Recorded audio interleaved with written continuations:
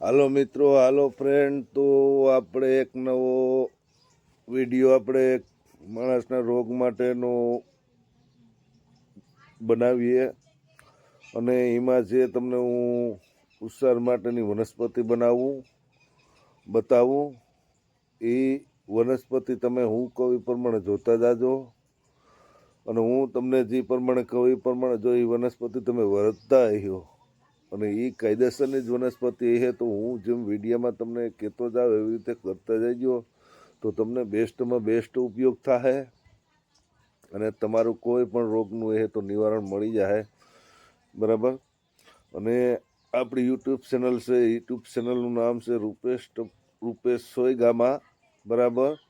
તો ક્યાંય કોઈને ઉપચાર માટેનો જો વિડીયો જોતો હોય તો આપણે યુટ્યુબમાં જઈને જોજો.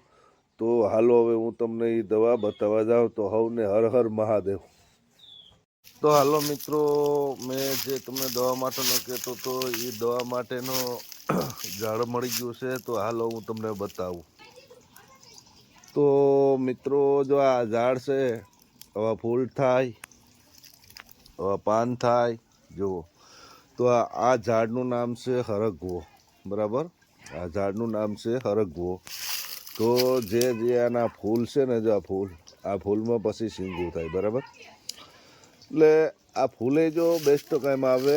આ ફૂલને તમે કાયમી સવારમાં નૈણા કોઠે બાફી 1 ગ્લાસ પાણીની ટોપલીમાં નાખી અને જોઈમાં આ ફૂલ નાખી દો અને પછી એને બારીને અડધો ગ્લાસ બારી નાખવાના ફૂલનું પાણી. તો તમને ગમે એવા આંખોના કે શરીરના કોઈ પણ કણ ઘટતા છે ને તો આનાથી કણ પૂરા પડી જાય, બરાબર. જા ફૂલથી પછી જે આપણે આ પાન છે એના, બરાબર, આ પાનની ફાંકી બને અને બીજા એક આપણે કાયમ બેસ્ટમાં બેસ્ટ આવે કે ધારો કે આપણે ચોમાસામાં કે કોઈ કોટમની આપણને ધાણાભાજી ન મળતી હોય અને આપણે ફૂલવણી બનાવવા છે, બરાબર છે. તો બેસ્ટમાં બેસ્ટ જ એના પાન ફૂલવણીમાં કાયમ આવે, બેસ્ટમાં બેસ્ટ આ હરગવાનું ગુણ છે, બરાબર. અને જે પછી આ તમને જે ફૂલ બતાવો ને, આ ફૂલમાં શીંગું થાય એનું આપણે શાકે નોર્મલ તરીકે બનાવીએ છીએ. તો એ શાકમાં તો શું છે કે એના જે તત્વો છે એ ભેળસેળ થઈ જતા હતા, એટલે 25 કે 20% કે 15% કદાચ આપણા શરીરમાં ગુણાકાર થાય. પણ જો એની શીંગી લઈ અને તમે એને બાફી પછી બાફલ પાણી અને એ શીંગું બાફલ રોગ્યું તમે જો રોગ્યું ખાઓ ને તો તમારી આંખોમાં ગમે એટલી ઝાખપ હોય છે ને, ગમે એટલી ઝાખપ આપણે આંખોમાં અમુક વસ્તુ છે કે વૃદ્ધાવસ્થાના હોય એનો તો કોઈ પ્રશ્ન નથી, એને તો ઉમે ઝાખપ આવી જ જતી હોય. પણ યુવા વર્ગ છે ને જો એના આંખોમાં ઝાખપ હોય, બરાબર, પછી ડૉક્ટરો કહેતા હોય કે આંખોમાં કોઈ નથી વેલ કે નથી મોતિયો કે કોઈ જાતનું કાંઈ છે નહીં, એટલે આપણે સમજી લેવાનું કે આપણે જે આંખોના કણ છે ને એ ઘટી જાય, બરાબર.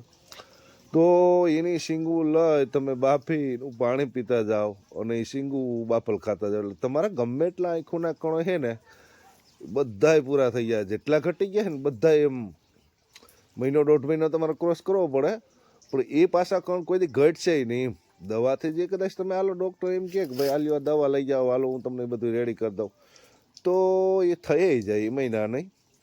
પણ એવું છે ને કે વારંવાર પછી આપણને થોડોક ટાઈમ થાય ને એવું થાય, કારણ કે આપણી ખાણીપીણીનું તો અટાણે કંઈ નક્કી નથી રહેતું ભાઈ, કે સાચું ખાવાનું તો છે નહીં. તો ખાણીપીણીમાં આપણે ફેર પડી જાય એટલે સીધા આપણા કણ ઘટવા માંડે. પણ આ જે દવાથી તમને નાબૂદ થાય ને એ પછી તમારે ખાણીપીણીમાં ગમે એટલો ફેર પડે ને તોય કાંઈ ફરક નહીં પડે મિત્રો. તો આ બેસ્ટમાં બેસ્ટ જ આ દવા છે, બરાબર. તમને ફૂલવણામાં કાયમ આવે, તમને રોગ માટે કાયમ આવે. તો આ બેસ્ટમાં બેસ્ટ દવા છે મિત્રો. જા